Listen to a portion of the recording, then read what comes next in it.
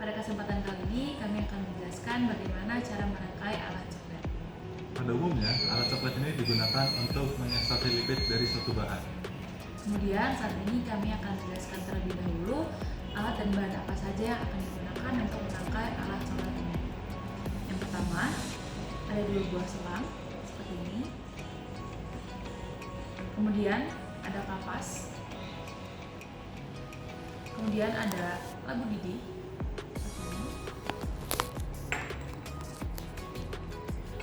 Kemudian ada kondensor. Di sini kami menyediakan 2 jenis kondensor. Yang pertama ada kondensor jenis alin dan kedua ada jenis kondensor Liebig. Selanjutnya, di sini ada batang pengaduk. Lalu di sini ada sampel yang sudah dikasih pemberat. Lalu di sini ada soklet, alat sokletnya. Setelah itu ada bahan yang bernama petroleum jelly. Selanjutnya di sini ada heating mantle dan yang terakhir di sini ada statif dan penjepit. Untuk sampel sendiri ini perlu dimasukkan ke dalam kertas workman, kemudian dijadikan berbentuk selongsong seperti ini dan disatukan dengan pemberat.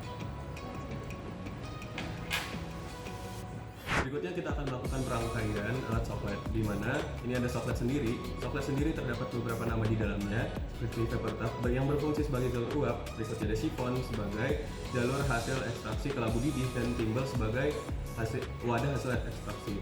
Yang tahap pertama yang harus kita lakukan yaitu memasukkan kapas ke dalam timbal.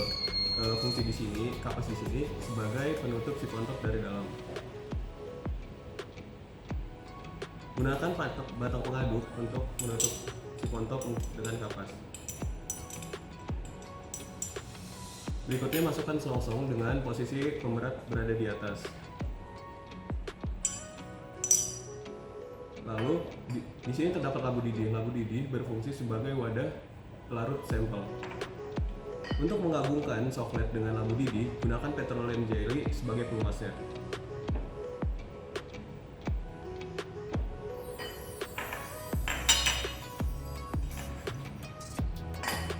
Berikutnya, terdapat kondensor. Sebelum menyambungkan kondensor dengan soklet sendiri, kita harus menggunakan petroleum jelly-nya kembali.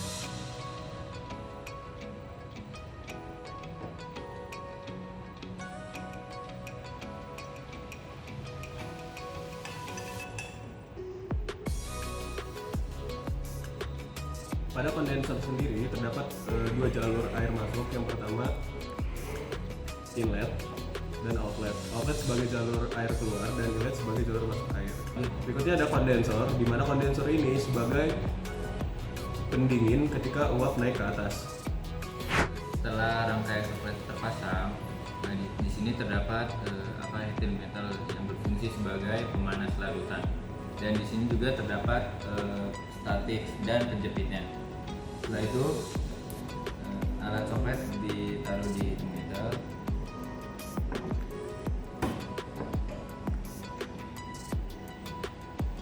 Lalu dijepit dengan penjepit dan dikencangkan.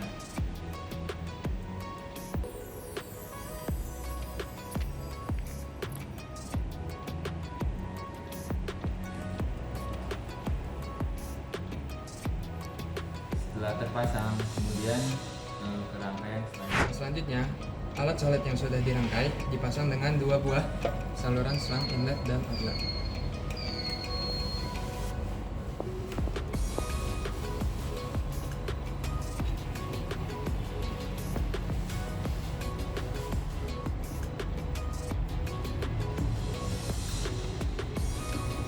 Kemudian, saluran inlet dihubungkan dengan sumber air. Dan saluran yang outlet ditaruh di wadah pembuangan. Setelah itu dinyalakan secara perlahan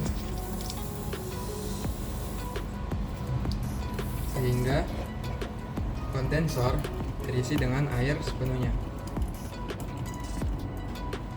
Selanjutnya, heating mantle dinyalakan dan diatur suhunya sesuai dengan pelarut yang dipakai.